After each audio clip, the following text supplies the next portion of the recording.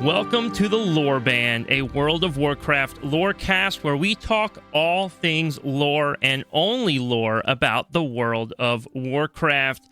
Today, we are actually going to sit down and read the most recent World of Warcraft book. Chicken and I have read the first handful of chapters, so we want to discuss that with everybody before continuing on to the next few chapters. So, Chicken, what did you think with your reading this week? What? Oh, is this the wrong podcast? Dude, wrong podcast? You can't. Sorry, my bad. Wrong podcast. Wrong podcast. You can't even joke about that, do man. over. I don't even. I don't follow lore even the tiniest bit to make a single lore joke. I was trying to remember the name of the book. I used to have it sitting near me, and it's not next to me right now because I finished it and put it away already. So I gotta find it. Dude, I don't even know, like, every time I tell myself I'm going to follow the lore, I just never do. Because the problem is, and I seriously think this is my problem. I think too much of the lore revolves around the campaign, and I just try to steamroll the campaign. That makes sense. It just, like, it's totally a me issue and not a WoW issue. Yeah, dude. I mean, that makes sense. Especially, like, I guess the problem is when you're leveling for the first time and you're just trying to get to max level and you're like, I don't care what's going on. Spam these quests. Oh, yeah, like, exactly. Let me just juice it. And you're moving through everything. And it's also tough, too. I think it's tough when the game... This is back to our conversation from last week about leveling, right? Because the leveling issue isn't just about the experience, but, I mean, in terms of gameplay, but it's also the experience in terms of story and world building. And the current World of Warcraft gameplay for new players is, hey, do Tutorial Island, which teaches you, like, nothing about lore other than the fact that your specific boat of people got stuck on an island and there's ogres, and the ogres are kind of bad, and they're trying to resurrect a dragon, and that's not good. But, I mean, that's it, right? Like, that's all you get. And then you complete that, you show up to your main city for whatever faction you chose, Orgrimmar, Stormwind, and then immediately get shipped off into the middle of some expansion. I don't know if Dragonflight is better. I haven't really gone through it from the mindset of a new player in terms of story. Yeah. But I remember playing... I was coming back to WoW. I had skipped Legion and Battle for Azeroth, right? So I skipped Legion and Battle for Azeroth. I came back nearish the start of Shadowlands. And I load in. I create a new character because I don't have access to my old account. I go through Tutorial Island, and then it ships me off to BFA. And I'm really glad I already knew who Jaina was. But a big part of me is like, what has happened since I last played this game? And on top of that, too, I was just thinking, like, if a new player played this, why would they care about Jaina? Like, why would they care about any of this? What does any of this even matter, right? Like, this world means nothing to them. There's no build-up. There's no development of the story. And again, I think that's where Classic did such a good job. And then we're back to that conversation from last week. Oh, well. But that's where I think Classic did a good job of, like, you start off as the nobody, right? Like, the absolute nobody, and you're literally learning the most basic abilities of your class from a trainer. And so you know nobody. And then one day you finally make it to, let's say, Orgrimmar. You're playing Horde, right? You finally make it to Orgrimmar, and you're like, whoa, this is different than the towns I've been to so far. This is crazy. And you, like, have to talk to the guards to figure your way around because you don't even know where you're going. And then you find out that, like, Thrall has a quest for you, and you're like, who's Thrall? Who's this Thrall guy? And you Who's this Thrall, dude? Yeah, and you walk into, like, the war chamber with Thrall sitting on his throne, and you're like, oh, I think this guy's important. And he's got, like, all his advisors around him, and you, like, walk up, and Thrall kind of introduces himself a little bit to you and who he is. And then he sends you on, like, a little quest. And it's kind of like an honor that Thrall gave you this quest to go do. And you're like, wow, that's kind of cool. That's rare.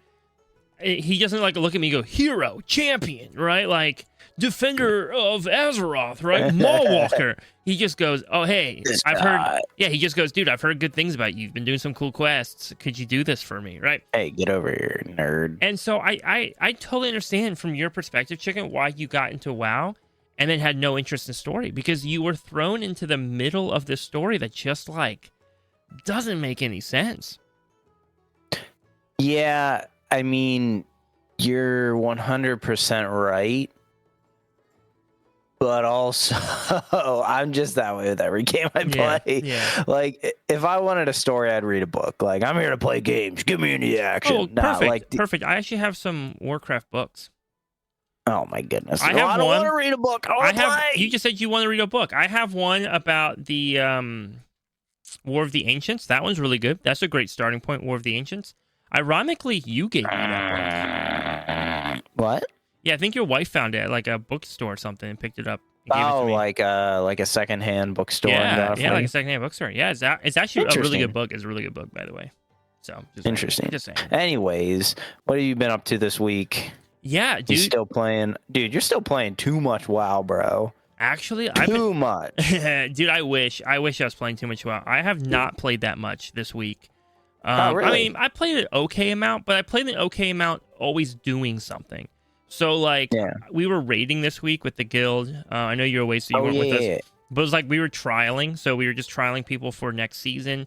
I mean, we say trialing, but it's not a mythic raid team, so I'm trying to find the best way to phrase it. It's more of like an assessment rather than a trial, right? It's kind of like, hey, what do we need to do to help these people succeed in these roles? And then, like, of course, for sure, like, are they actually ready to, like, step into this role? How do they feel? It was a great tool, too, because one of the things I like with it is it's a few weeks out from the new season. So it gives players a chance to look at their output, to look at how they perform and go, oh, you know what? Actually, I need to improve on this. I need to do a little better. We were trialing a couple tanks because we have a tank spot. And so we were just giving a couple guys a chance to do, playing tank. Both of them did great, which is a bummer. I was hoping one of them would, like, do terribly, so I could be like, oh, easy, this guy just performed better, and everybody sees them. But both of them did great. Both of them did fantastic. You're so like, no. Now I'm sitting there like, oh no, that's our raid leader's problem, not mine. Right. So it was good. It was a good time raiding with them. I felt bad because I went into that raid like mentally knowing like we're not clearing the whole raid. Right, like obviously people are coming in on alts that are just barely geared enough to meet the requirements. They're not super familiar on these characters. A bunch of the players didn't even know the mechanics. So they actually hadn't done the raid on heroic mode yet. They were wanting to kind of step into that for next season, which is all good things. But I felt bad because as we got to Ansarek, and we actually did like pretty well on most bosses. On most bosses, we like kind of steamrolled. And so I felt bad because I was like, okay, Ansarek's a little bit different though. Most of these bosses, you can kind of cheese the mechanics once you have enough damage output, but Ansarek you can't really cheese. You kind of have to do it. Yeah, you just have to do it. You either do it or die. And we died. We died a lot. I think the guild is making another attempt right now as we record the podcast to try and get AOTC. So. Yeah, I think they're trying to get AOTC for anybody who hasn't yet gotten AOTC and wants to get it before the season's over. So hopefully that works out for them and they're all able to do that. So I did that Wednesday, Thursday. That's our raid schedule. So I did that on Wednesday, Thursday, and it was fun. but it wasn't like I wasn't really like challenging myself. I ended up raid leading because our raid leader was feeling under the weather, which is all right. But again, I ended up hopping on my healer just so I could trial both tanks side by side. And my healer was okay. I felt good because I was keeping up. I was keeping up with heals, which was good, even though I was definitely under the eye level requirement by a decent bit. But I was keeping up with healing.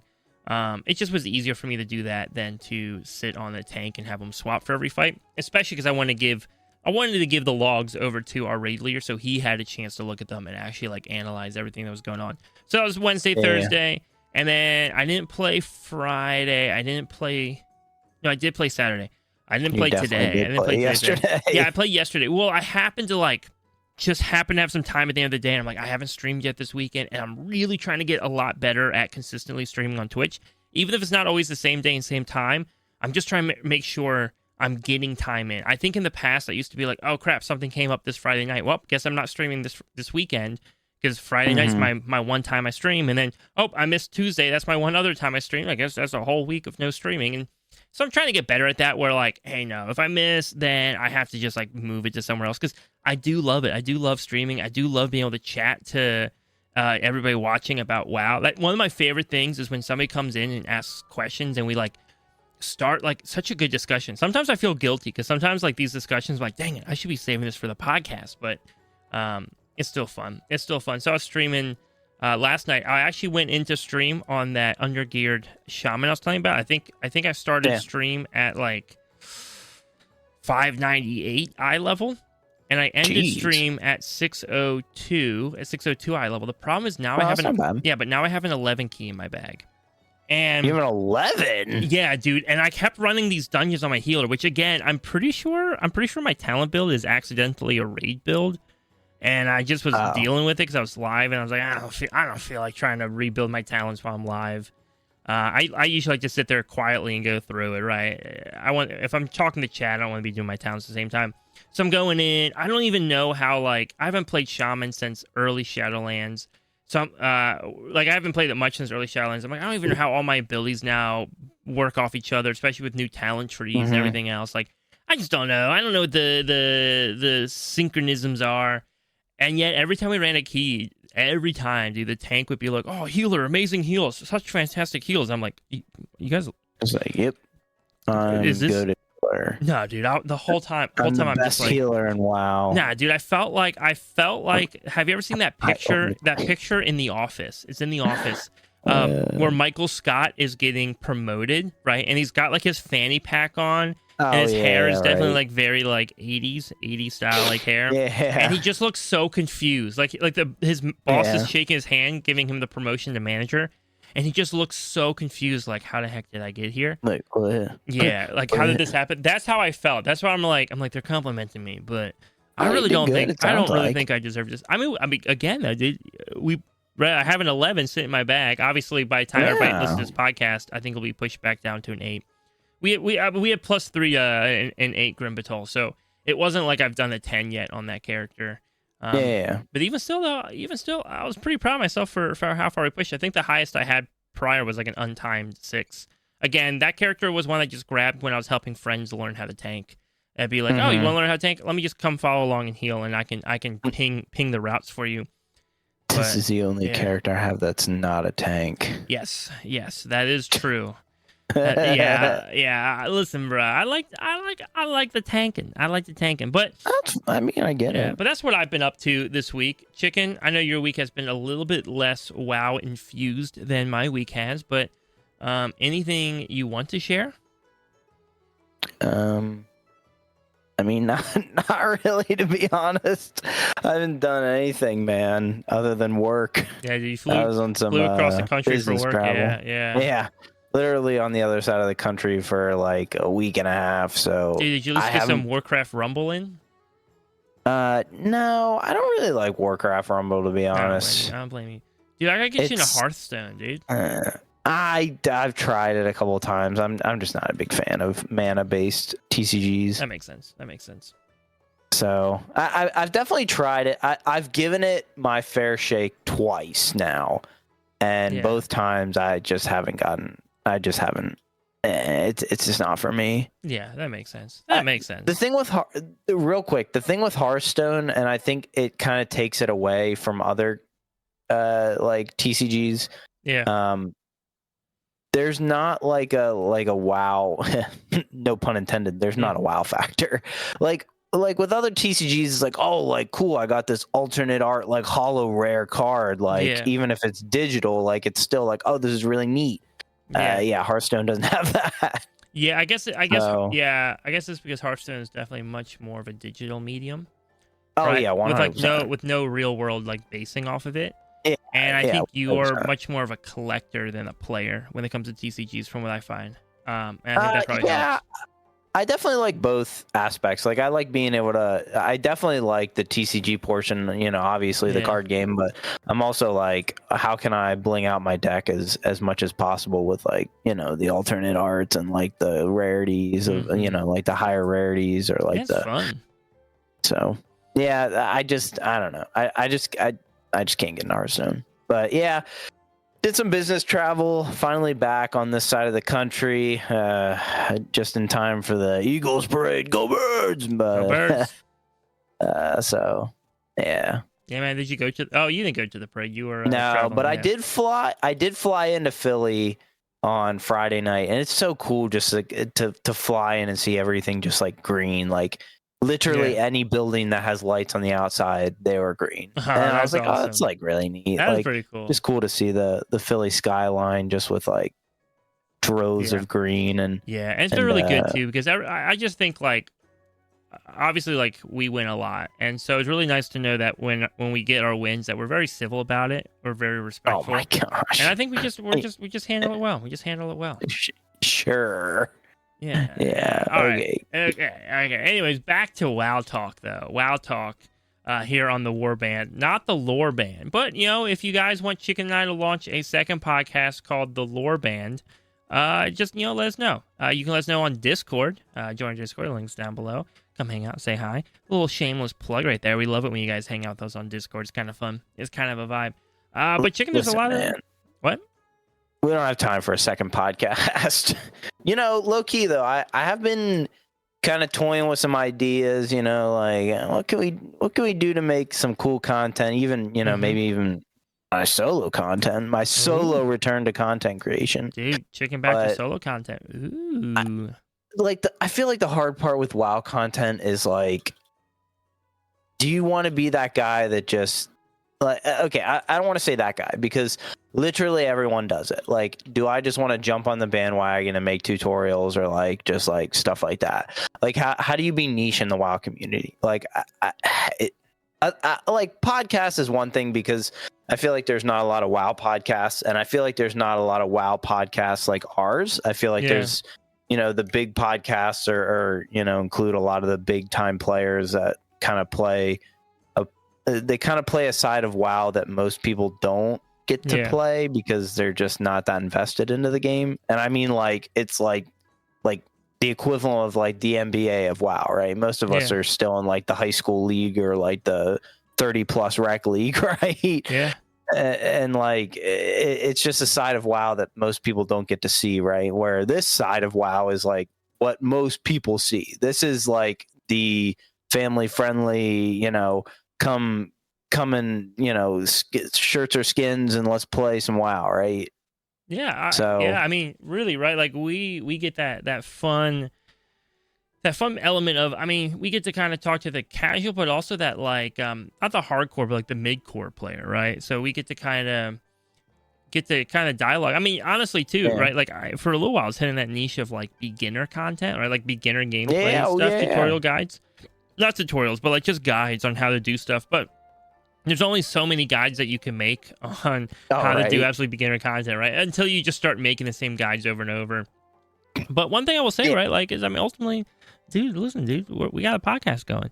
This is commentary content now, which is way more fun to me. I love just talking about WoW, and what I love about the podcast is like I love being able to talk about WoW and then going to Discord or when I'm streaming on Twitch and seeing people's responses to things that we've talked about on the podcast and wanting to get more opinions or sharing their ideas. And they're like, oh, you said this, but did you think about this as well? And that to me, like, man, dude, we're approaching our 25th episode next week. That 25. That to me is exciting. Like, I have loved the community and conversations we've gotten to have. This has been just a blast. And I know next week we're going to spend a lot of time going through all the conversations we'll have with our guest and all the stuff coming up with season 2. So I don't want to use that time to reminisce. So just for a quick second, man, like it's been exciting with this podcast and the community we're forming. So, like, dude, honestly, just turn that camera on, go live on Twitch, and just chat. Honestly, like I have loved chatting with our community about WoW. So there you go. That's my content advice for you. I think that is the goal. Maybe the eventual goal, but I think I want to do like at least things that are still enjoyable to watch and maybe even like enjoyable enough that I can kind of flip them into like a pseudo YouTube video if that comes. Like, that makes sense. I'm trying to take some inspiration from what's his name, Max, and his undercover raid guides or his undercover like raid leads, because I think those are like really enjoyable videos and there's such a niche to him because I mean he's one of the best raid leaders in the world, right? One of the best raid leads in the freaking game, right? So like it's cool to kind of watch him go in and like kind of be like that undercover raid lead and see that kind of aspect of him in WoW. And like, is there portions of WoW that aren't being like played like, I think it would be cool to kind of maybe do like Mythic Plus challenges. I don't know. Maybe that's kind of a weird niche that maybe some people enjoy, maybe some people wouldn't enjoy. I don't know. Yeah, dude. We'll see. I think Growl does that. I think Growl does Mythic Plus challenges. So yeah, but speaking of Mythic Plus though, and just kind of like new season starting, there's a good bit of information coming out for season 2. So we have confirmation on the date, right?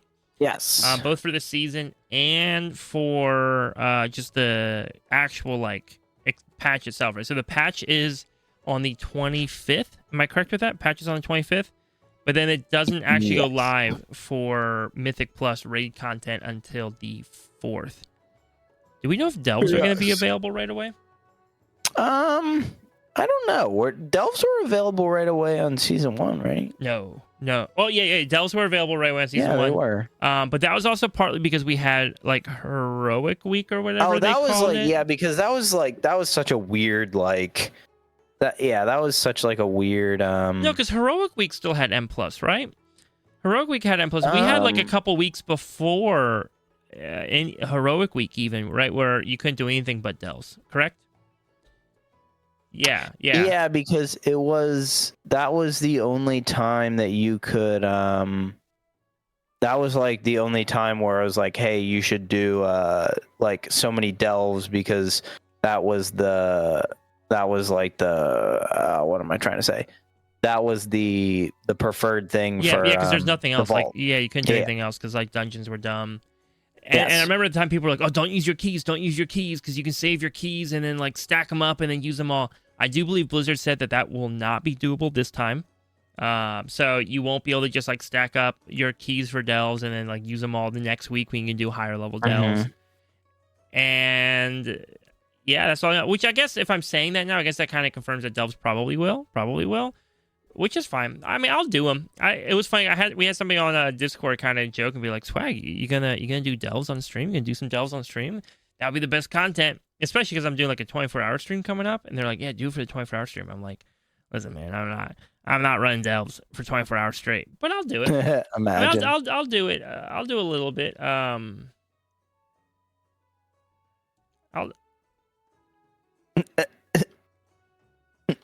I'm watching stuff getting deleted off the show notes, and I'm very confused. Oh, sorry. You got you're like mid-sentence, just like yeah. So my brain just like tried to comprehend something I was looking at and couldn't process that and continue talking at the same time, which is rare to happen to me. But every once in a while it will. Oh my gosh, I had to like reset. I had to like brain reset. But yeah, if that's the case, I'll be running delves that like first week. Especially because any boost you can get is nice, right? Like, might as well take it, right? But once I can be out of delves, I probably won't be right, because once you do them, right? Like I've done it, so I don't know. Once you cannot do delves, you will not do delves. Yeah, but also I don't hate delves, right? Like if I don't have M plus available to me, I'll sit and enjoy delves. Like I'll enjoy it. My problem with delves is I can't just run them on end, right? Like. They're kind of slow. Oh no! Geez, yeah, they're kind of slow for me, and I guess I could just like force myself to run faster. But why? Like why? Right? Yeah, I mean, that's not even that. Like, how do you force yourself to run faster? You just pull like the entire. You just start mass pulling the entire delves. Yeah, do you just make a fake timer, right? Like I'll just tape a stopwatch to my screen. Gosh. Tape a stopwatch to my screen and just put key timer on it or something, and then. And just start running, right? Put on my Mythic Plus playlist and like just go zooming, right? That's how it's done. That's how it's done. Fake timer, he says. That was pretty good. That was pretty good. Anyways, yeah. So we got this confirmed season. The patch comes out the 25th. Yeah. So in a little over a week. So you'll be able to do the next part of the campaign, see the new zone. Probably mess around with the drive mechanic for a week. Yeah. And then the following week is when season 2 starts. Dude, I'm excited. New Mythic Plus dungeon. I'm so excited, dude. The season 2 content looks so good. I have questions about M plus. I have M plus questions, but Who doesn't? The theming, the design, Oh, it's just so immaculate, bro. It's so immaculate. Like I just want It is. to Really be nice. there right now. Oh man, and I got a question for later that kind of plays off that a little bit when we slow down on talking about season 2. But dude, it's so good looking with the goblin themes and even just the way everything is a little bit. I love a little bit of a comedic element into design. Yeah. And it's just got a little bit of that, and that makes me really happy. The fact that the cool like T-Rex thing is like basically a guaranteed mount just for doing the raid.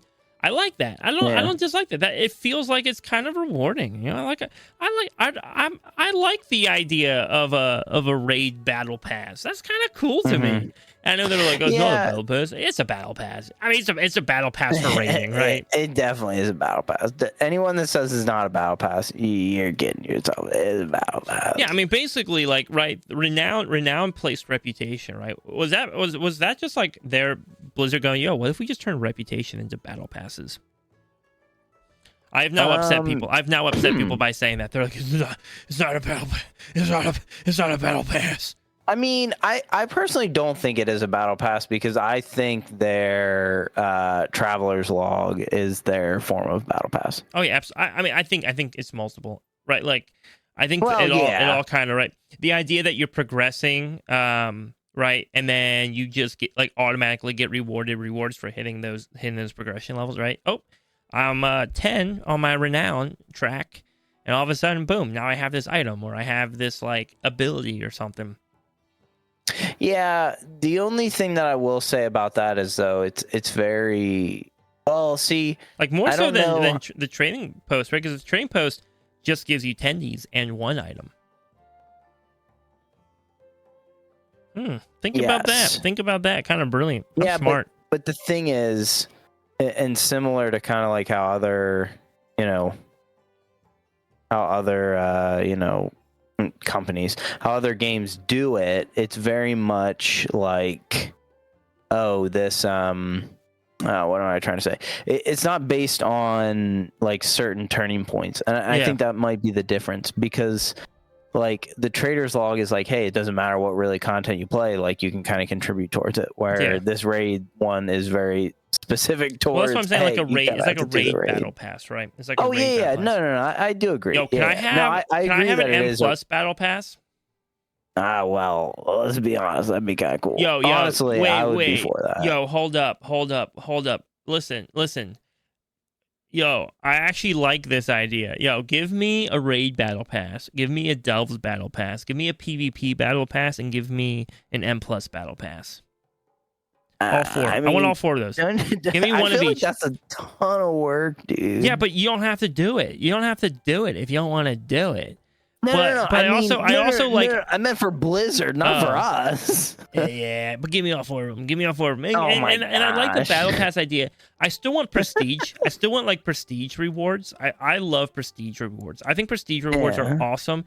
And there's nothing I love more than sitting in like Dornegal and seeing somebody on a mount that is like so difficult to get and they've worked hard for it. And I go, wow, check that out. That's cool. Even at the beginning of the season, when people start popping in with their M plus like a KSM mount, like really early on in the season, I'm like, whoa, check that out. I'm gonna have that one day. I don't got it yet, but I'm gonna work for it. And but at the same time, so I do like prestige, but at the same time, like I also like the idea of like, hey, if you just do this content for a little bit and pace it well, pace it so people don't feel like they're obligated to like spam it nonstop. I like the idea, right? Like, If I could work through a PvP battle pass by just doing some arenas and a bunch of random battlegrounds, like, dude, I would spam the heck out of random battlegrounds if it got me like battle pass points. 100%, I would do that. Like, that'd be fun, dude. I love random battlegrounds. I just don't always go into them, but if I got battle pass points, I would do it. Same with Delves. Honestly, right? Like if there's a cool reward at the end, I'd be like, yeah, let me go do some. I don't want to do Delves for player power. That's just not my interest. But I would do Delves if there was like a cool reward. Yeah. Sorry. Now I'm cooking. I like this idea. I don't know if I do. I don't know. I do. Dude, Devils no, for it. no, come on. I mean, yeah, but but that's fine. I mean, it could still just live there, But though, right? yeah, I mean that goes to like hey, I just won't do it Yeah. because I don't care about it, right? I mean, they give us renown tracks for stupid things, right? Like, hey, go help some spiders out and you'll get renown, right? Like, okay, give me a renown track for battlegrounds. I don't know, right? Like, I don't know, it'd just be fun. That'd be fun to like, I don't know. I guess I'm also like thinking back to like my Fortnite days, right? And just like sometimes it's fun to just drop into the map and play a couple rounds and then know that you just playing a couple rounds. Didn't have to do great, didn't have to win, but just playing a few rounds got you some points on your battle pass that maybe you unlocked a couple rewards. That's fun. Do you think that the final boss, what's his name? Gallowix, maybe? Yeah, Gallowix. Do you think Gallowix will be the cutting edge mount? Like No. he can just ride around on his head? Ah, dang. There is a mount. There is a mount form that's coming out. Oh, really? Yeah, like yeah. No, yeah, it's basically? exactly what you described. It's like that metal head, that flying metal head. Oh, dang, dude. Yeah, I that's a thought mount. that would be like. I don't remember what the mount is for. I want to say it's mythic related though. But I don't think it's the cutting edge. I don't think it's the well. No, maybe it is. Maybe. Well, I mean, it kind of is cutting edge. I was thinking of the AOTC mount, but that only happens during the third raid, the final raid of the expansion. I think the Gallowix head is a chance drop at the end of the raid if you're in Mythic, or like a guaranteed one drops or something. I don't remember, something like that. Dude, I would like low key consider trying to Mythic raid if that was the case, or just paying for it. Like, let's be honest. Dude, that's a lot of gold. Dude, that mount would be lit. Dude, it's a lot. That is a cool mount. But it's a lot of gold. I'm talking like. Oh, like 10 millions. million? I get that. Yeah. Like 10 million gold or But something. dude, look, that would be such a cool mount. Dude, Anyways, speaking of which, I don't know too many details about it, but did you see the drama? It was like last week. We're kind of a little late to it. I think it might have happened while you're gone, but there's some drama like a week ago. A dude was like kicked off his raid team, his like mythic raid team, and I guess the timing at which he was kicked off the mythic raid team, he still had access to their lockout. So he went and paid another guild like double for a final boss, like a cutting edge kill. And they were like, sure, we can do that. And then he was like, oh, but I have my own key. Do you mind if we use my own key? And they're like, that's fine, we can use your key. So they go into the raid. And I guess upon going into the raid, they realize like, wait a second, we think this might belong to another guild. We're using like the wrong lockout, right? Like, or we're using your lockout, but your lockout was kind of stolen, right? They realized it was a stolen lockout. The problem was by that point it was too late. They were also already locked out to it, right? And so they end up like debating it for a little bit, and they chose to still follow through. Right, the pro for them is like, hey, they still need to make that gold. They want to make that gold. They don't want to waste their lockout not making gold, right? Because they need to save that up for next season. The con, right? The con is that like now this one guild, which still has not gotten their cutting edge kill and has been locking out on Ansarek repeatedly, and is so close, like they figured they could get that kill before the season's over, is now unable to get that Ansarek kill.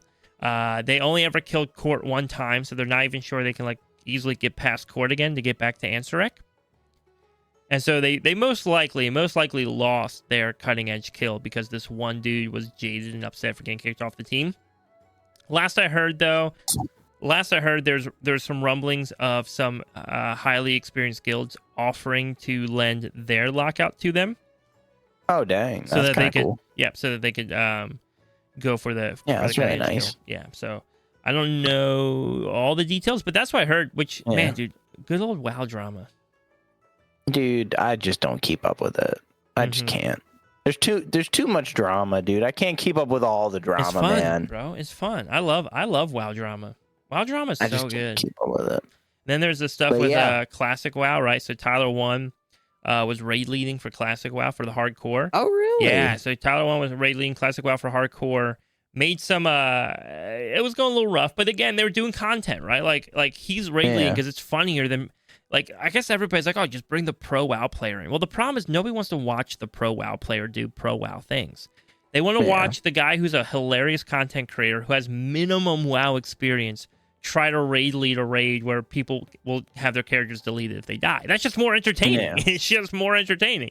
And so they hit this like a AoE phase of the fight, and the AoE does like a lot of damage, but the boss was at like 3% health. And so it's like a ticking AoE. And Tyler 1 ends up, people start running away, and Tyler 1 ends up calling out, no, come back, like, kill the boss, right? But they just all roached out. Which, by the way, one of the dudes who roached out hard, Yamato, is the same dude who, like, flipped out over Pirate Software running away in that dungeon. Ooh. And now he was the first one. Yamato was the first one who started running away the moment this happened, right? Yeah. Didn't turn around, didn't help. And so Tyler 1 ended up dying. He like ended up getting his character deleted. Didn't log back in for a few days. Logged back in and had his stream set to World of Warcraft. So everybody's kind of like hyped that he was going to play WoW or not play WoW. He logs in and starts just like, or he switches to his camera, right? Because he was on his going live stream. He switches to his camera. He's not in WoW. It's just his camera, but he's in the WoW category. So everybody's watching, thinking he'll play WoW. And he starts just trashing everybody who bailed. Now, he didn't really trash other, like, content creators who were, like, more, like, people who were newer to it, he wasn't trashing, but, like, all the, like, people who normally stream WoW and are kind of, like, pro-ish WoW players or WoW content creators, he was just bashing them for bailing. And then I think he said he was, like, done WoW for good, but now he's back because he's addicted. So, last I saw earlier today, he had, like, a level 18 warrior he's working on. He's already working his way back up. Dang. Dude, you can't escape the WoW addiction. When it grabs hold of you, you're done. You're toast. That's kind of funny. Mm-hmm. Yeah, dude, I don't follow the drama like you. I just can't, man. Dude, I love it all, man. So much WoW news, so many things going on. Even in, like right now when the season's kind of coming to a close, there's still so much happening. Just too much happening. Yeah. By the way, you have some other notes on the show notes about story mode raid option. What's that? Is that just like the final boss kill raid story mode that they have? I think so. To be honest, this is kind of bad, but I did not really read into it that much.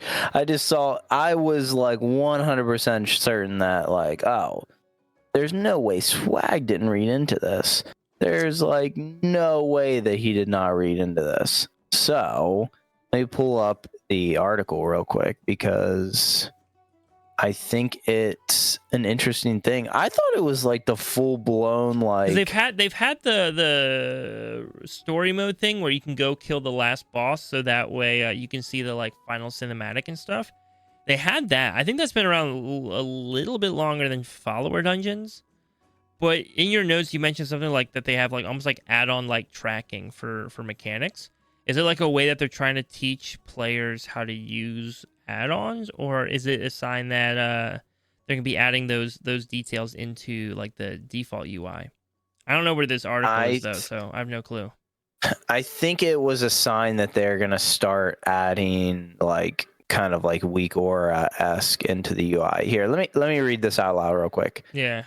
They've been working on a new raid experience called Story Difficulty.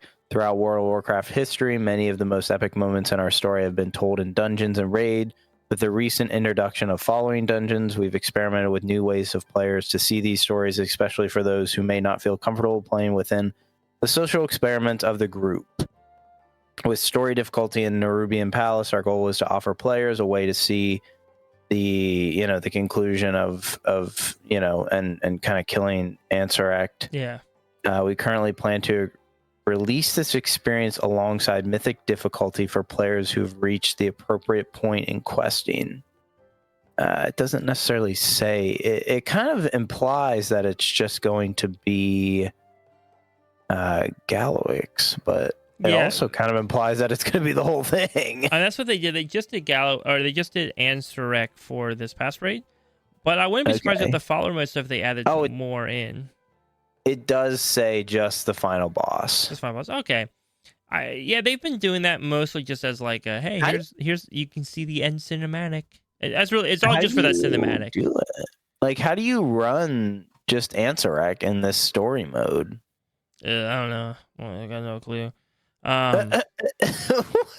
Yeah. Okay. Well, I mean, it's just, if I'm being honest with you, it was never interested in me, right? Because I know I can clear normal pretty fast. I don't think story mode gives any gear. I don't think it gives gear. If it does give gear, it's like almost nothing.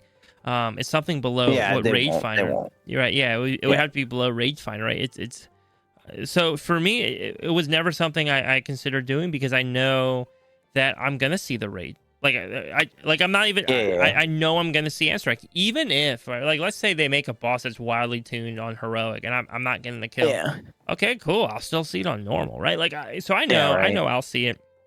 And if you're listening right now and you're like, yo, but that's me though. I'll never like see the final boss kill. Well, first of all, it is possible. It's hard, but it's possible with Raid Finder. That's always possible.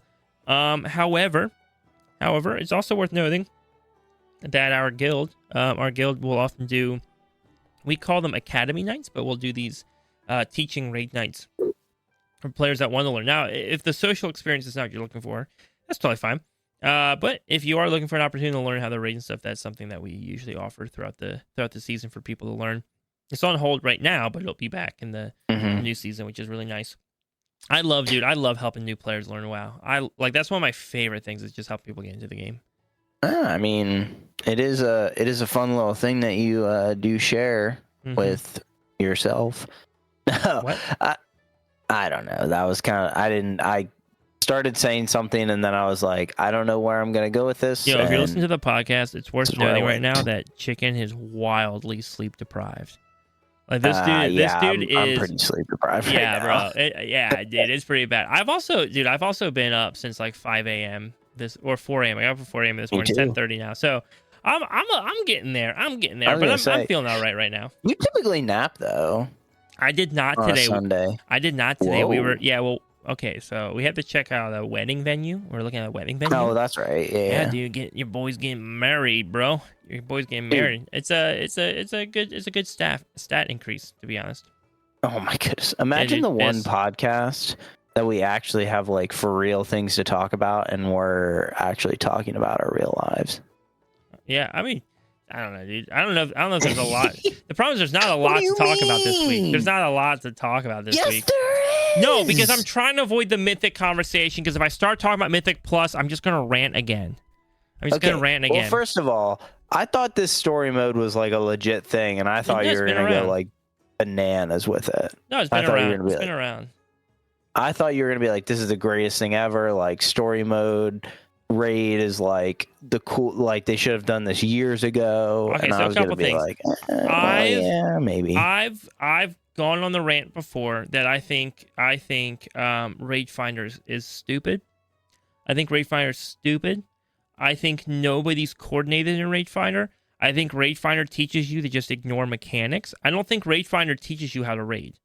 It doesn't. Listen, if you love Raid Finder, it's because that probably feels like it's the only option you have available to you. But people in Raid Finder are kind of mean. You're not learning much. Everything's confusing, and the fights are so stripped down that there's nothing there. And I've said before on the podcast, but I think they need to add like a follower mode equivalent for raiding to replace Raid Finder. But here's what's important. Your success on those raid fights is fully dependent upon you pass or failing mechanics. Sure. Right. And it has to teach you the mechanics, even if that means the NPCs are coded that like if you fail it, they like give you hints on just how to do it or explanations, right? Like even if they just had like NPCs with like little speech bubbles above them, like one for healer, one for DPS, one for tanks, that was just like, oh, on this fight, this is what we should be trying to do as a tank. This is what our right, and that way you're learning those fights, because what you want is a raiding experience that sets players up for normal raid, right? Because that should be the goal. The goal should be every raiding experience should help inspire you to do the level above. Like you and I are AOTC raiders. We're heroic raiders. But man, every time we finish a heroic season, we're like, yeah, dude, should we try? Should we try a couple mythic bosses? Should we do it? Right? And you want that same feeling, right? And so like I think when you go into looking for raid LFR, I really think people go in there and they're just like, oh yeah, this helps me get these kills, helps me get some loot. But man, I don't know. Like, I don't know if this makes me excited to try and find a group, right? And I think having something that maybe is a little bit more NPC driven and a little hand-holdy, but in a teaching kind of way, would, I think, empower people and encourage people to try out actual raiding. Because they could be like, oh, I killed this boss and I know why I killed this boss. I think 90% of the time people kill bosses on LFR and they have no clue why that boss died. They're like, boss health went down, I died, or I didn't die, but boss health went down, right? Yeah. And so I think you could teach mechanics better, and I think you don't have to strip the mechanics back as much as you do for LFR, because the NPCs in your group can still all do their mechanics, and then your pass fail in that boss fight is actually just dependent upon you as a player doing your specific mechanics. Mm-hmm. Yep. Yeah. So it's kind of hard because I think the goal would be for LFR to kind of teach raiding a little bit. Yeah. But it definitely doesn't. It's no different than like heroic dungeons. Like, there's no way people are doing heroic dungeons to try. Well, I shouldn't say there's no way people are doing heroic dungeons to try to learn how to do like M+. I think the majority of people that do heroic dungeons are probably just doing heroic dungeons because that's the kind of content they like out of dungeons. Yeah. And I think that's what LFR is. Like, I just think the majority of people doing LFR, like, that's the raid experience they want. Like, they don't want the raid experience of doing normal. Like, they want to go to the beach and dip their toes in the water and then leave. Like, they don't want to get in the ocean, right? Yeah. They just want to dip their toes in and that's it. Yeah, and if that's what you want to do, that's totally fair. But I do think there are players out there that are like, I want to learn how to raid, and I'm too afraid to just go into a raid. Honestly, for those people, this is what I would do. I would pull up YouTube. I would watch raid fights. Witchy Hazel, or is it Hazel Witchy Games, or what is it? Hazel Nutty. Yeah, that's what it is. Hazel Nutty. She makes perfect guides for beginners, like 100% great bare bones guides. And I would just join a normal. Even if it's like a normal learning group or like a normal guild group, that's probably a good one to do. I mean, anybody listening to the podcast, yes, that's the best answer. That's the best answer. If you're not listening to the podcast, I don't think Blizzard can just put a little UI pop up in the game like, yo, go watch Hazel Nutty's breakdown of these boss fights and then try raiding. Right. It probably won't work. It probably won't work. I think it's an option. Anyways, I brought it all up though just to say, like, that is so different than like what the story mode is. Right? Oh yeah. The story mode really has nothing to do with the raid experience. I don't think story mode has anything to do with feeling like you're raiding. I think it's 100% people who are like, I hate raiding. I never want to raid. I don't want to raid. But I love the lore of World of Warcraft. Yeah. And I want to see the new cinematic, right? And so I think that's where story. Well, I mean, the raid is, directly tied into lore. Mm-hmm. Absolutely. Even up to the storyline. I mean, when you finish the campaign, the last quest is pretty much, hey, go kill this raid boss, right? Yep, absolutely, right. Like, you make campaigns like, go kill the boss. I mean, it definitely makes sense. But like, I think it comes down to the point of, I think people, it's no different than Comp Stomp, right? Yep. People that do Comp Stomp are most likely only doing it because they like the game modes of Comp Stomp, like the capture the flag-esque kind of deal. They don't want to do like PvP. So I would actually argue, I think Comp Stomp is capture point. First of all, Comp Stomp's capture point, not capture the flag. Second, what's the difference? Capture the flag is you run to the other enemy's base, grab their flag, and run back to your base with the flag. Capture point is you have multiple locations that you want to try and hold and capture those points, and then defend them. Comp Stomp was capture the flag. No, Comp Stomp is Arathi Basin. You're thinking of Warsong Gulch. Oh, okay. Yeah.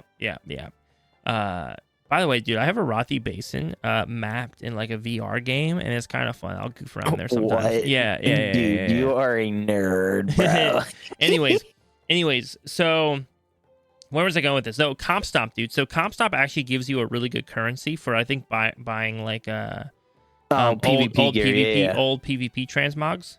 That's true. And so it's actually great for that. Like, it's actually wonderful for that. So that's where a lot of people go in the Comp Stomp, because they're like, oh, dude, let me just farm whatever it is, Yeah. like honor or Yeah, something. you're right. Yeah. Yep. Yeah. So that Yeah, was but fun. like, I mean, I think you are right, but then I do feel like there is that esque of people that are like, oh, like I kind of like that gameplay style, but I don't want to like actually play PvP, so maybe I'll just wait for that rotation, right? Yeah. Yeah. Oh, absolutely right. And that's fine. That's fine too. It's enjoyable. It's enjoyable. It's in there. And even Oh, still, definitely you're still enjoyable, playing man. with like other players, which is nice. Oh, You know, like yeah. just your enemies. Your enemies are NPCs. Which, I mean, at the end of the day, is that really that much different than what you and I do when we just go fight NPCs all day long? Anyways. Oh no, it's not. But Yeah. like the gameplay mechanic is definitely different. I mean, Yeah. you're not just like trying to beat a timer, like you're just Yeah. okay, like You know, you're by just the way, like, oh, we're gonna do it. It's on my mind. Right. You had mentioned it earlier. It was on my mind still. But you were like, hey, players who are running heroic. I don't know, dude. I actually have no clue if there's people out there who just run heroic dungeons for the fun of it. No clue. I do see, however, people that complain a lot that people spam through heroics too fast, like they run heroic dungeons too fast, and people also, 100%. and that M plus is timed, and so that people can't just enjoy the ambiance of the dungeon. Which, how many genuine questions? It's like a genuine question. If you're listening and you're like, no, that's me. That is me 100%. I leave a comment, go to Discord, post it. I don't know, wherever you leave a comment, I'll try to find it. But I want to know, like, Get in touch with us. Yeah, I want to know, like, how often do you actually do that? Is it like every time you're in the dungeon, you want to like pace yourself through it and like look at the design and the artwork, or is it kind of like, hey, you do it twice and then after that, like, you've seen it, so you don't care? Because in my mind, I'm like, once I do that once, like I do like to take a look around the dungeon, see what's around me. But once I do that, once I observe, I'm like good to go, right? Like I'm like, okay, I've looked at it. Let me now run through it as fast as humanly possible. But if you are looking for a slower mythic experience, or not mythic, but slower dungeon experience, I actually have found that like Mythic Zero groups are like kind of fun sometimes. Really? Yeah, because they don't feel like they're rushing as much. Like heroic speeds through. People like steam plow heroic, right? And then 100%. M plus is time, so people obviously are trying to make it through fast. But Yeah. M0, Mythic Zeros, because there's no timer, but also because it's not like power leveling, right? It kind of lives in this weird spot where I have found that a lot of people in M0 dungeons just kind of take their time. And it's not obnoxiously slow. Like they're moving at an okay pace, but like they'll stop and breathe for a second, right? They'll like look around at stuff. Like they'll kind of move slowly. They'll sit and talk and be like, "Oh, is this the better pull to do, or is this the better pull to do?" And I have found that's kind of a vibe sometimes. Like I've actually started enjoying I used to skip M0s, and lately I've been kind of enjoying M0s on my lesser geared characters. Man. Just because it gives me a little bit of a second to maybe learn a spec before I just start spamming the timer. Makes sense. Now, as we're talking about that, obviously I'm looking at the show notes, and I've kind of been avoiding going to this next topic because I don't want to just rant the same thing I've ranted. But, my thoughts have changed. But anyways, well, you said there's some Mythic Plus updates? I was going to say, we can quick talk about like the weak aura thing. Oh, but I mean, that's up to you. I know nothing about it. I don't know even know what that means. Oh, so again, this was my interpretation of the story mode dungeons that like, hey, this was getting added. But there's a lot of data mining that there is like weak aura-esque UI things in like the game code, like the game files. Is that like confirmed specifically for story mode or just? No, like in general. Okay. Like that WoW is updating more UI things to add in like weak aura-esque kind of things with tracking abilities and stuff. Yeah, that makes sense. I mean, that's honestly like tracking personal abilities or like enemy abilities. Do you know? No, like personal abilities. That's good. I think that's like one of the most basic uses of weak auras. I mean, I've been playing Brewmaster Monk recently a bit. Yeah. And that is 100% like one of the biggest flaws I think in World of Warcraft's UI design is how things interact with each other and how often key information is missed. So like for example on Brewmaster, stacks of chi, purifying chi, are so critically important.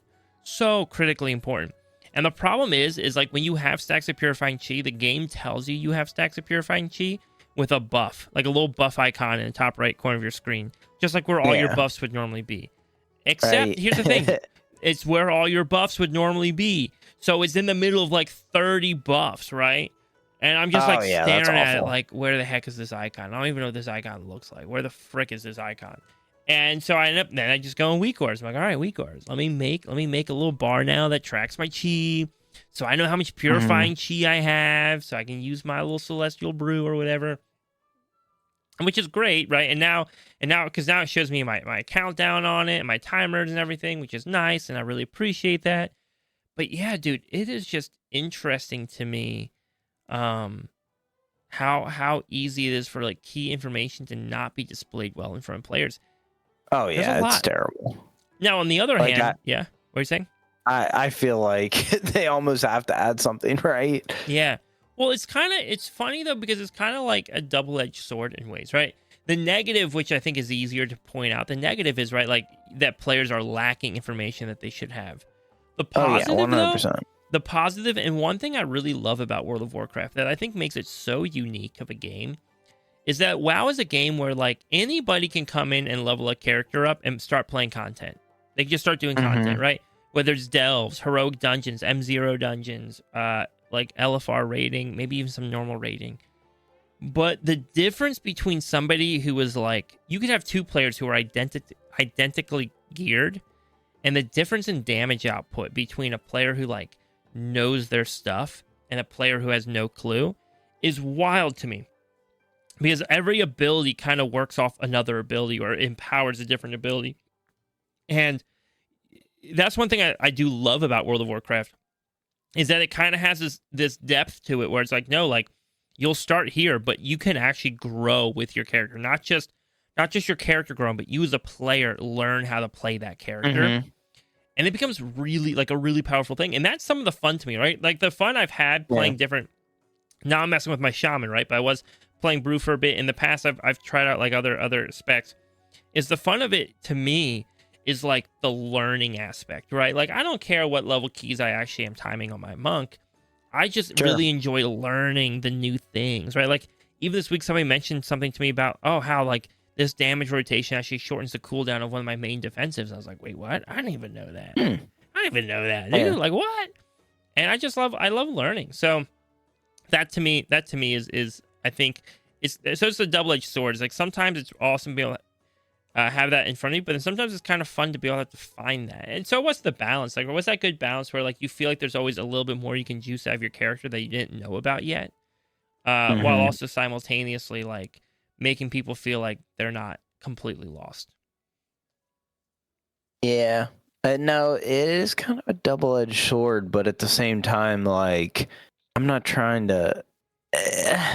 So there is that aspect of like, yes, you should learn your class and learn everything about your class. And, I think it was 4 weeks ago when X was on and he was just like, hey, just like take like an hour or like 30 minutes and just kind of read through like all the talent trees and all that stuff on your specific class that is your main. I mean, I'm not saying you have to do it on your alts, but like, maybe it's good to kind of learn a little bit more about your alts, but definitely on your main and on that high level content. I got an add-on now that shows me when I hover over my abilities. It shows me not just the note for that ability, but also any talents I have that cause that ability to interact with another ability. Oh, that's kind of good. And dude, it's crazy. There's some of them that I'll hover my mouse over, and it almost goes from bottom to top of my screen with just like... Now, it does on the far right, so it's really not taking up any vital that's kind space. of goaded. Yeah, it's pretty goaded. But it is bonkers to me, though, how complex some of these abilities are when you start stacking your talents with them. Yeah, that's kind of bonkers. But yeah, I think it's one of those things where just knowing everything about your class, right? Obviously. Yeah. And then, how can you make your it's kind of weird, but how can you make your screen more visible and knowing that things are happening without having to program something or like even look at something? Like it's kind of crazy that that's not already in the default UI, but I guess people have just dealt with it, the problem is like it kind of it doesn't it doesn't sit well with me that you kind of have to go to an external, I say external site, but you kind of have to go to an external medium to be able to play the game better. Does that make sense? Yeah. I No, don't it know. totally makes sense. That's always kind of bothered me a little bit. Yeah, it's kind of right, but how do you balance both, right? Like, how do you allow players to uncover and learn more on their own, right? And that's part of the fun, but also at the same time, how do you give them the tools to do that? It's a delicate balance, and it for the most part though, it is fun. Like, I actually have fun doing it, but man, that's just my advice for players is like don't ever assume you already know everything. Like, trust me, there's always more. There's always more to learn. With that said, though, let's moving on to our next topic, which is Mythic Plus updates. So I am aware of this one, right? So the last couple things you brought up, I wasn't super aware of all of it, but this one I am aware of. We saw some tank buffs. We saw some other class buffs as well. Across the board, almost every tank got a 20% damage buff, which is a good sign.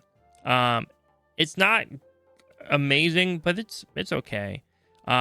Monks got a 15% because they were already kind of doing okay damage. They're kind of already doing okay damage. So, but everybody else got 20% buffs. The problem is though, it's not as exciting as it looks. So part of the reason for the buffs is because the current tier set for tanks is just like not great. It's not great. For Vengeance, it's okay because you get some meta, but for everybody else, it's like eh. And so the problem is like tank damage output was actually looking worse than this season. Yeah, which is kind of sus. Yeah, so it's not like it's one of those things where it's like, yeah, they got a buff, but it's kind of just putting them back at where they're at. Now, the one nice thing is we did get before this buff came out, we already had gotten a buff to our threat generation. So at least we're kind of at the same level of damage ish, but now we have higher threat gen, which has been an issue that I was running into quite a bit tanking this season, which is threat felt terrible, especially on classes that were like naturally maybe a little bit harder to pull threat with their toolkits. It was like great because like a DK, I got Slappy Hands, which feels great. Paladin, Divine Toll, Divine Shield, those feel great. But then going like Monk, and I'm like spinning Crank Kick. Please, and you're just like, right? Yeah, how do I do this? Yeah. Especially because I don't want to be like running all over trying to fight things all the time. So we saw buffs there. Blizzard came out and they were like, "Hey, enemy health is too low. It's not actually tracking right. We're gonna fix that so enemy health scales higher in dungeons," which I thought was a good move. But then it looks like they're walking that back a little bit. I don't know if they're walking back completely or just a little bit. I'm hoping it's just a little bit, like they're just trying to get to the levels they want. But that's what I saw along with other class buffs. Is that about correct on everything? Yeah, and then there's a separate WoW head article about just like general like dungeon tuning and like the specific dungeons for next season, and most of those didn't look anything like crazy of like, oh, this is. Typically when they have like a WoW head article about dungeon tuning, if there's anything like crazy, it's kind of like hinted in the like the title head. But most of them were just like, okay, yeah, this is like a minor little change that we're making, right? Nothing crazy. Yeah. Well, because this kind of just leads into a conversation that's been, I think, ongoing on the podcast. But my opinion has been changing as we've talked about it more and more, and that is on like the tank problem, because I just firmly believe there's a healing and tank problem. I think tanking is a little bit more dramatic, just that we're short on players and being. Just to summarize, if anybody's not aware, we have a huge shortage of tanks and healers for dungeons, especially tanks. That shortage means that DPS have to wait longer in queues. It means that DPS will be highly prioritized if they have higher eye level gear. Because again, it's hard to get into groups, and also DPS will have to be prioritized based upon whether they're meta or not, because those tanks and those healers can be exceptionally picky, just because the ratios are so far off, and that if you have a better ratio of tanks, healers, and DPS, then everybody's getting into groups because people can't be nearly as picky. Now, that's like the simplified version. My argument for a while has been that tanking needs to be more enticing to players. It needs to be more fun. I love tanking, but my argument is that clearly not enough people love tanking because it's just they're not doing it, right? They're just not playing it. Mm-hmm. I've argued that threat needs to be fixed, which it looks like they're working on. So that was one that I already brought up. Looks like they're working on. I've argued that they need to be doing a little bit more damage. I think a sweet spot for tanks is when a good tank can be out DPSing a bad DPS. That to me is the sweet spot, right?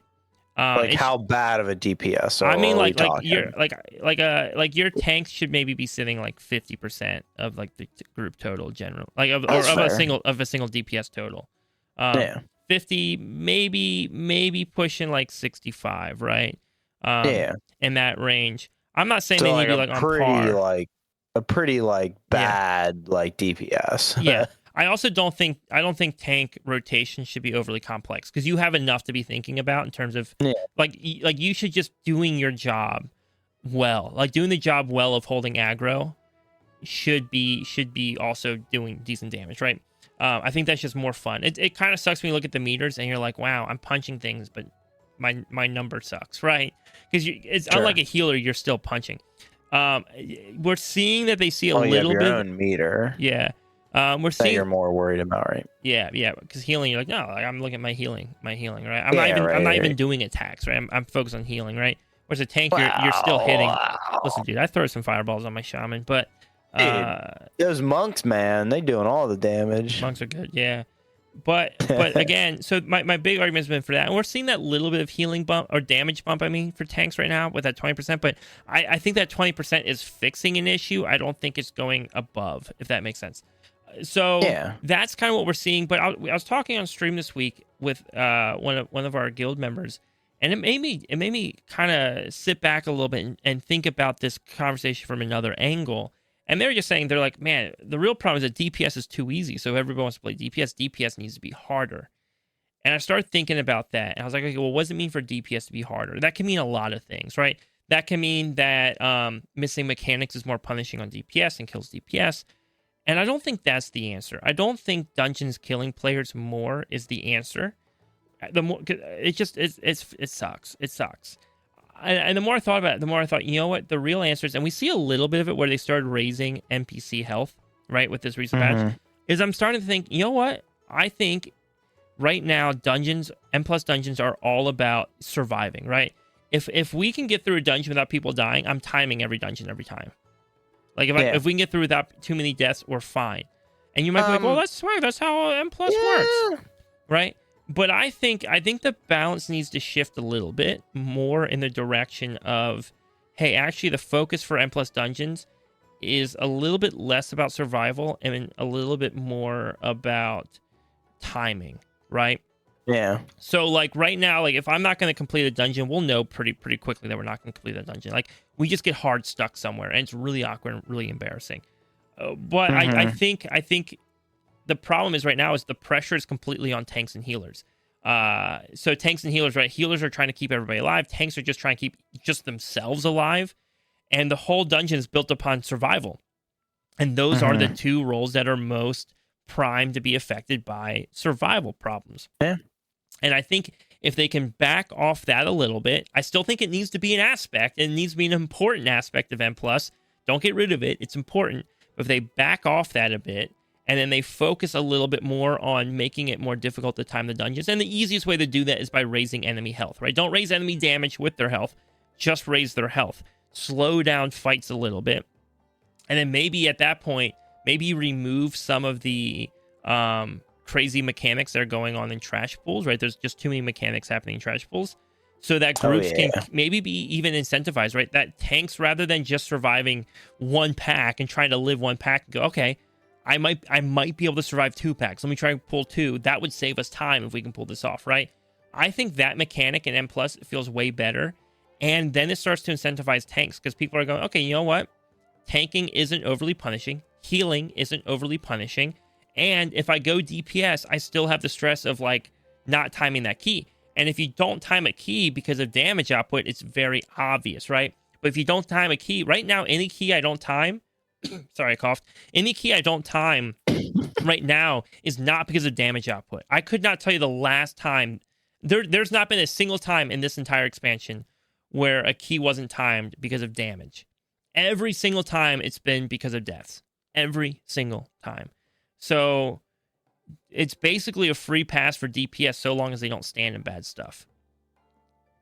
So, like, I have to do my mechanic in order for us to complete the dungeon. Healers have to do their thing in order for us to complete the dungeon. But DPS don't have to really do their thing in order for us to complete the dungeon. They just have to not stand in bad, which also I have to do and the healer has to do. So my argument is I think the damage output needs to be a more important factor in the dungeon. And I think you might see a balance where people start going, you know what, actually tanking isn't so bad. Healing isn't so bad. They're closer on par with the stress level of DPS. I always think DPS will be a little bit less stressful in that regard, but they're closer. And I think you would see more people say, you know what, I do like tanking. I just haven't liked the way it was. I want to go back to it now. That's my sure. new viewpoint. Yeah, no, I think I would agree with most of the things you said. So here's my thoughts. Yeah. One, I think you're very lucky that that you haven't had a key where you haven't timed it because of damage output. I think I don't want to say you're a niche in that because I think you're right. I do think the majority of dungeons this season are probably more. I think they're timed more often than not due to less deaths than actual like numbers and skills and abilities, right? Especially with like the 15-second punishment and other things like that. Yeah. Oh yeah. No, I definitely think you're right about that one. Mm-hmm. And it kind of takes me. This is kind of, I was thinking about this earlier today because I knew we were definitely going to talk about this. Yeah. I was like, there's no way we don't talk about this because we talked about it a little bit on your stream last night. And I was like, oh, like, there's no way we just don't talk about it anymore. Dude, I was getting heated too, but keep going. What was that? I said I was having fun when we were talking about that on this stream. I was like, I don't know. I said I was getting heated, but like, it was just like I was enjoying it. Oh yeah, and I just chose like a terrible time to talk to you because I was like trying to watch like this new show that we were watching, and it got to like a good point. And I was like, okay, bye, sorry. Yeah, no, you're all good. You're all good. Anyways, I think here's the thing, and I think what you said, and I don't think this was your opinion. I think it was kind of. I'm assuming it was Fat Hall's opinion. Yeah. I think the notion of making DPS harder is not like a terrible notion. Yeah. How they do that, I think needs to be like addressed and not even addressed might not even be the right word. How they do that needs to be very strategic and like looked into and like studied for like weeks. Like I don't think they should just be like, oh, make like boss health like 10 times more and DPS just got to figure it out, right?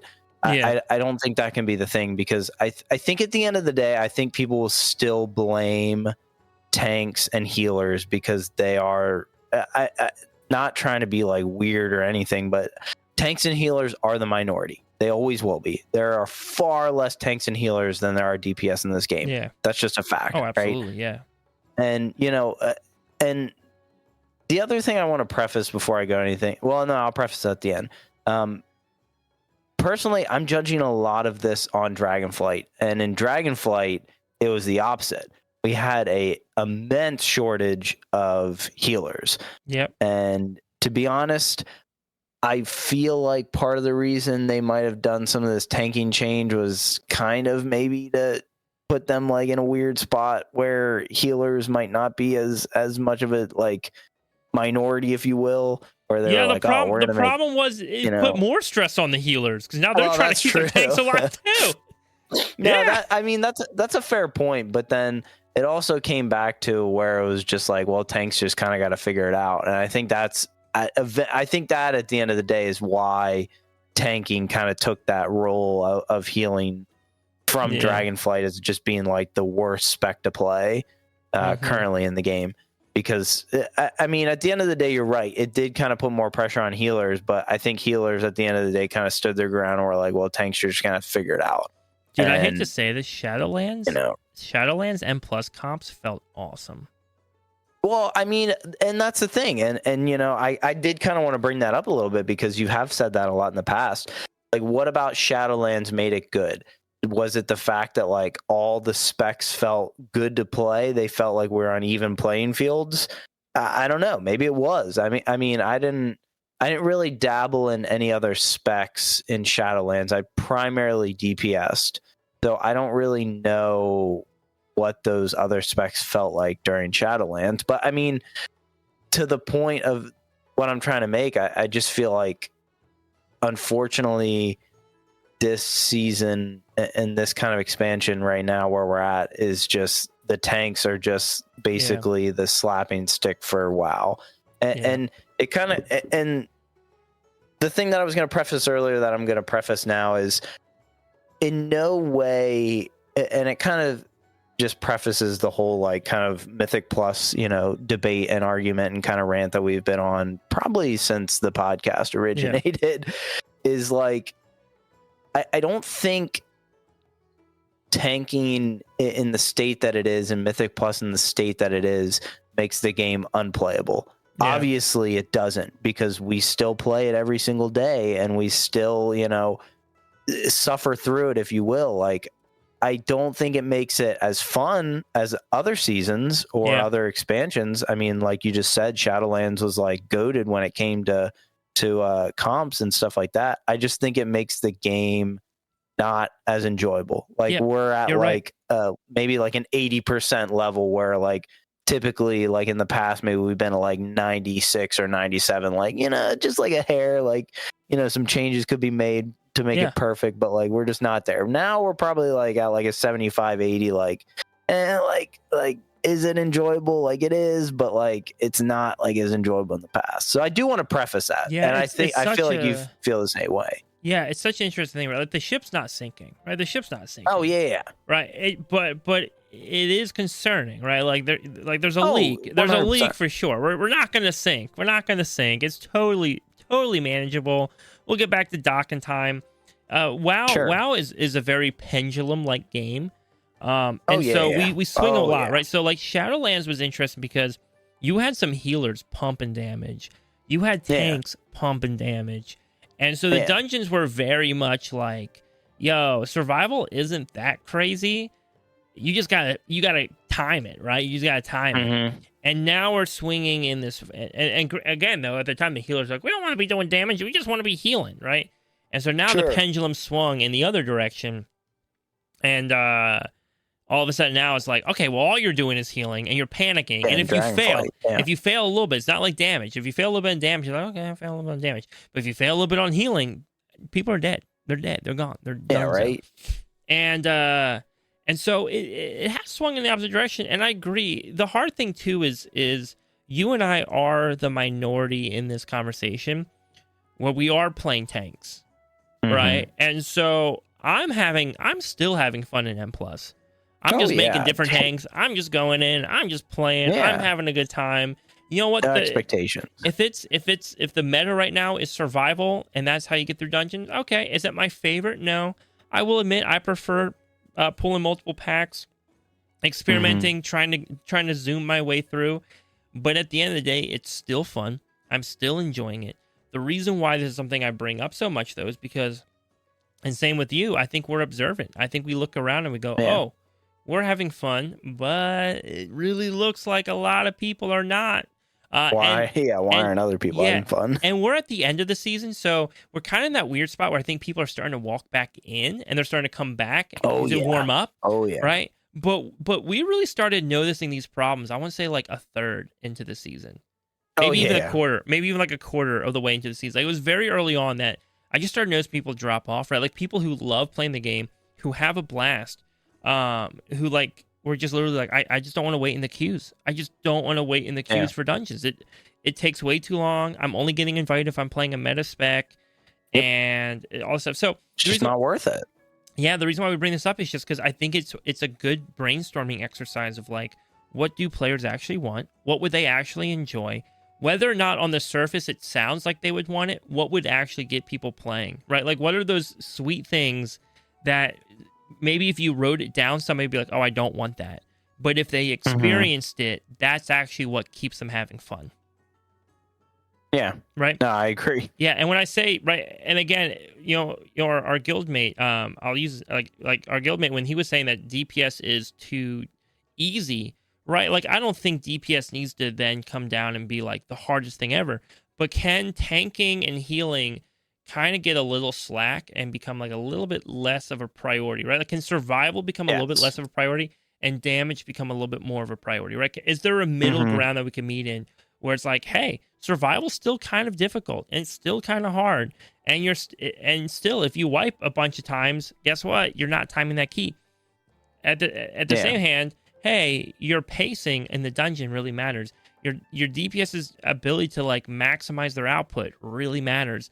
That does change it. Now you want to be careful because if you go too far in that direction, well, all of a sudden 1 or 2 deaths is going to absolutely kill your timer, because now your deaths are way more valuable because you're already cutting it so close, right? You're already cutting it so close because of the damage output. Also, the other problem that's going to come with the DPS thing is just that like meta classes might become even more of a priority because you're just going to be juicing out that little bit of DPS, which I guess isn't really any different than now, because right now you're grabbing the DPS that have the most utility for any type of mechanics or survival. Oh, yeah. So it's not really that different.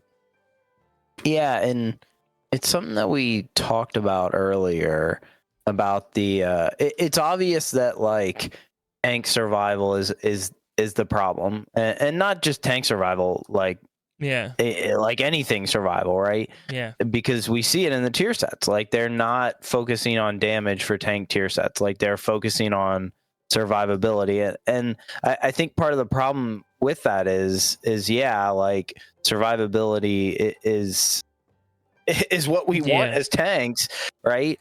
But they're kind of taking away that damage that we're also looking for, right? But because, they're also taking away any control we have, right, with that survivability. It's just like, oh hey, you'll get a random proc of a defensive. Oh, dude, and you're like, okay, they're terrible. Like, you're like, okay, awful. Yeah, it's garbage. Like it's bad. It's bad. Anyways, we have a few viewer questions or listener questions that we want to get into. Sure. So we're gonna kind of speed run these. You ready to speed run some questions with me? I know you gotta get to bed, dude. You gotta get to bed. Right, so the first one's coming in from Biggin. Well, actually, I think it's a mix of Biggin. I'm gonna combine Biggin and Rasta into the same kind of question here, because they're kind of both the same thing. So they were talking about last week's episode when we discussed the leveling experience, right, and how current. I think what I had proposed at that time was that hey, they should redo the original classic leveling experience 1 to 50, right? Modernize it, make it awesome, make it great, fantastic storytelling, in-depth, explore the world.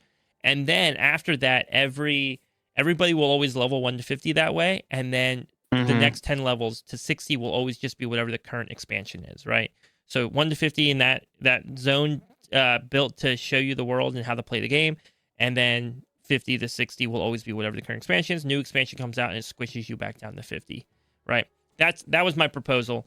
They kind of say, well, what if you had like an alternate like way, right? Like what if they're kind of almost opposites. I think one said, hey, what if you had the option to actually slow down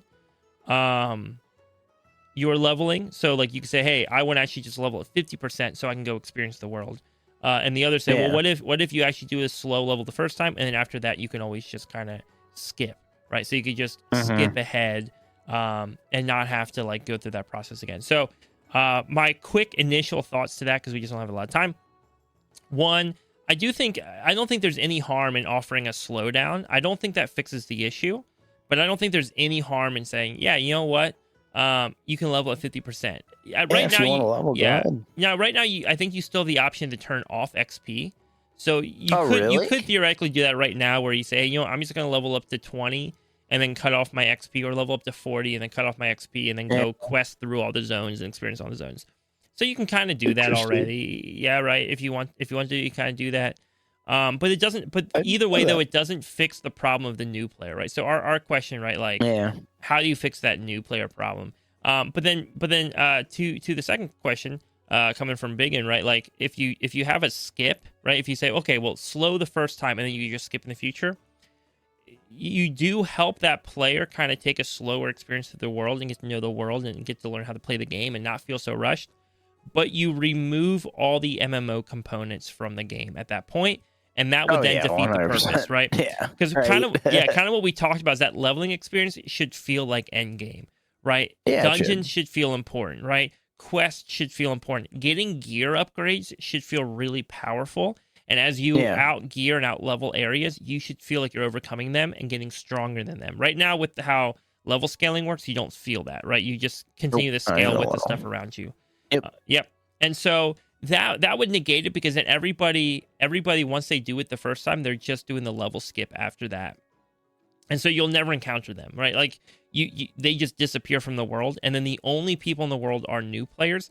So the answer is really I think you just need a whole new player leveling experience that's a little bit slower. And you know what? Maybe it's not even 1 to 50. Maybe they go, you know what? It's a much slower leveling experience, but we're only actually going like 1 to 30, right? Yeah. And then 30 to 40. That's not bad. That's fine too, right? Like whatever it looks like, but something that forces you to go out and explore the world. But it would have to be a slower pace. But I think 1 to 50 is fine. Another question coming in. Sorry, I know I sped through that one. I'll let you take this next. Well, I'll let you take this next one from Glocks. Can chicken beatbox? If so, please show us on the podcast. No, not even a little bit. Like, I'm not trying to embarrass myself here. Yes. Like, not even a tiny bit can I beatbox. Yes. Dude, what are these questions today, by the way? These questions are so cursed. These are the most cursed questions I've ever seen for the podcast. If you're listening right now, give us some juicy questions for next week. We're gonna have a guest on, so definitely give us some good question. We have a question from Rak Rizek saying, "Do you think the world would be a better place if Swag set the world record for the most delves ran within 24 hours?" No, not a better place for me. Not a better place for me. That's not a world I want to live in. Hate your world, dude. I could not do that. That's like a punishment. That's like a punishment. I'm currently doing a sub-anniversary event where I'm raising subs right now, kind of putting towards the wedding, which is kind of why I'm doing the event, but to celebrate my 5 years of content creation. And we hit the goal for doing a 24-hour live stream. So I think Rack is trying to convince me to do delves for the entire live stream. You can't convince me. I'm sorry, dude. Imagine. Oh, I'm sorry, I couldn't do it. Dude, all right, that would be the longest 24 hours of your life, probably. Yeah. Anyways, all right, we got a question from a newer member, Gleo, saying, and this is a little bit more of a serious question: how high will the eye level go before we see another squish? So, are you familiar with the? Oh, I guess Shadowlands was the last time we saw a squish. So, going into Shadowlands, they squished down the level from 130 or something back to 60. And it squished stats and eye level and everything. Wait. Mm-hmm. BFA was... You had to level to 130? Yeah. Really? Yeah. Leveling used to do this. It went high. It went high for a while. They had to bring it back. Yeah, I knew it was, but I thought BFA was not as bad. Or something. Again, I skipped BFA and Legion, but I know when I left in Warlords, it was already getting up there. Because that's why I thought BFA was one of the original starting zones, if you will, or what people would level. No, BFA was just because that was the most recent expansion, so they wanted people to go through that. Oh, gotcha. Kind of like how Dragonflight is now. I think they chose to skip Shadowlands because it's awful. Yeah. No, I wouldn't be surprised if Dragonflight stays it for a little while, because it is a good, especially because Dragonflight's so good, yeah. Dragon riding stuff, and it's got a good world to explore. How high will the eye level go, though? I would imagine we wouldn't go into quadruple digits, right? That would be my guess. My guess is we're not going quadruple digits. I'm curious to see if we'll get through the last Titan and then do a level squish. Oh no, yeah, I think that would be. I think that would be their ideal. But I wouldn't be surprised if we saw a small eye level squish before the last Titan. I wouldn't be surprised if going into midnight they were like, "Hey, guess what? Eye level's being squished. You're gonna start at 400 eye level going into midnight." I wouldn't be surprised. That could make sense. Yeah. I'm not sure how. Yeah, I just don't know enough. Yeah, I think to really think. Yeah. I think coming out of the last Titan, we're probably going to see a level squish, not just eye level, but a full level squish. Oh, I yeah, suspect, 100%. yeah, and I suspect to that new player experience question, I suspect if we're going to see some major overhaul of the world that's focused on bringing new players in, that would probably be when we see it, is after The Last Titan. That would probably be their 100%. catalyst to be like, all right, let's create something. It's been been 25 years by this point, 26 years. Let's make something that we can bring in a whole new audience to WoW. Yeah, that's their chance. WoW needs to have a way for new players to get into the game. Oh, because they don't have one right now. Mm-hmm. It's something that they lack, but I guess they still make enough money to not have to worry about it now. That's true. Right? That is true. All right, everybody. Thank you for listening to the Warband podcast. That is all the time we have today. I just want to say, though, if you are looking for a guild right now as you're prepping for Season 2, I would always love to promote our guild, Astra. It's an amazing community, a non-toxic guild that is focused on connecting players and getting people into content that they want to try. If you've ever want to try raiding or PvP or Mythic Plus, we want to walk alongside you and help you with that. It's just something that we really value and we think is awesome. If you want to learn more about the guild Astra, jump in my Discord. You'll see a link in the description below, and we can answer any questions you have. That's also, while we're talking about it, a great place to ask questions for the podcast. You'll see a podcast questions channel there, and feel free to talk about the podcast, ask questions for us to talk about on the podcast. But it's just a great little community hub for everybody to get together and hang out. Chicken, thank you again for another amazing podcast. This has been fantastic today. Yeah, no, I'm surprised I made through it without falling asleep. You did a great job. It was a little bit of a long one. So, everybody, we'll see you next week for episode... I can't even talk. For episode 25 with a special guest. See ya.